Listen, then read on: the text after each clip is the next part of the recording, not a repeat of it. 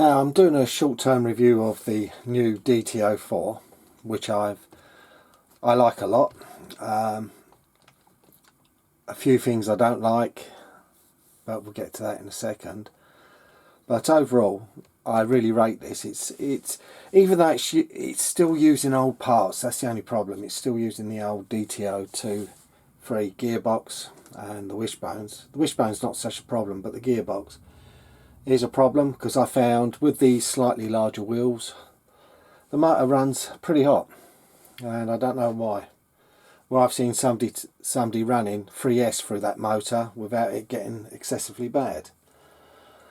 That'll be for a future talk about what we're going to do with the gearbox. But I've been running it mainly with these spare set of tyres I had from a Charisma Prairie Wolf. They were just sitting here, so I've used them and they've been pretty good. They've got foams in them, pretty soft compound, and they look quite good on the car. The only thing I don't like is the wheels, which I'm going to do something about. Change the colour of them and they'll look a bit better on this.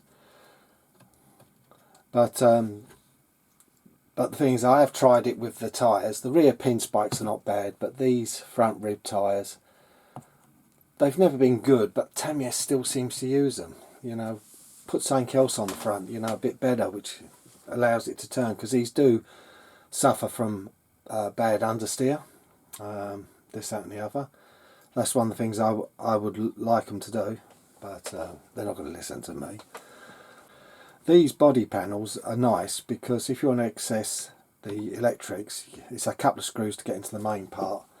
But I do love just pulling the couple of clips, flipping the front, and up comes the top, and you can get the driver figure out, which is, I love these figures. You know, the decal eyes are so great. Shame they couldn't do a newer, more modern Wild Willy one with these sort of eyes and all that. I think they'd be quite cool.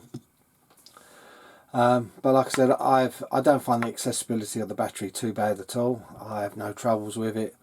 But I've been running it with just a nickel metal hydride, which for this sort of motor system, for me, I think is fine. It's not really bad. I like that there's a couple of different ways of doing this. You can have a slightly longer wheelbase if you want it. But I've gone with the short, but I've still managed to use the tie rods. There is ways of doing it and people have done it, so that is quite cool. So that is, like for me, I like little free mods.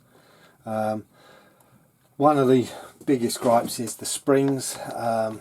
They're quite stiff, but they're not stiff enough. Would be nice if they produce some like progressive ones where they start like this, but in the middle they've got closer springs, you know, the barrel springs, and they compress differently. That would be a nice upgrade. But I'm going to look, there is some DT04 spring sets, but I want to find out the spring rate first before I buy them to see that they're any better.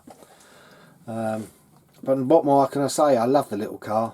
Again, the same moan, the switch, but there seems to be a 3D print out there to make it fit. So I'm going to have a look at that, see if I can find one on Thingiverse, and mount the switch here where it's supposed to be. Yeah, the only thing other little gripe I can say is the price. It is a bit dearer than what you can buy the DT03s.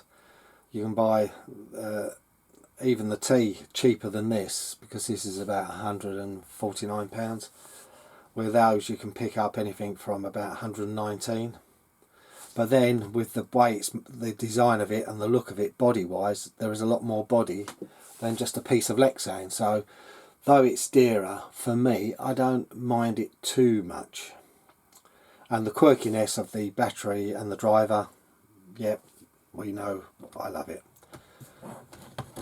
But for a first time buggy build, I would recommend this. It's a bit more fun. It's a little bit more complex than a hopper or a grasshopper or a hornet, except for the Evo. But then the Evo against this is roughly the same, and that is nearly £50 more. You know, nearly a third more for roughly the same as this in a sense.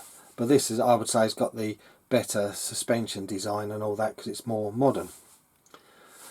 So that's my first faults living with it. I've had a great time on road, off road, bashing it. I nearly forgot to say, as you've seen it if you watched the previous videos, there is a problem. If you're bashing it and jumping it, it does slap its rear a lot when it lands. So like I said, I made the little plate, which is already starting to wear, but they can be replaced every few runs. They're very cheap to make on the printer, so that is nice and simple. Maybe better in a different material, but I only have PLA, so I'm happy to use that. But so that concludes my faults. I think it's a great little buggy. It looks fantastic, and there's others out going to be building it, because Paul at Right RC, he's got one and his has just arrived, and I'm sure he'll be starting on it shortly.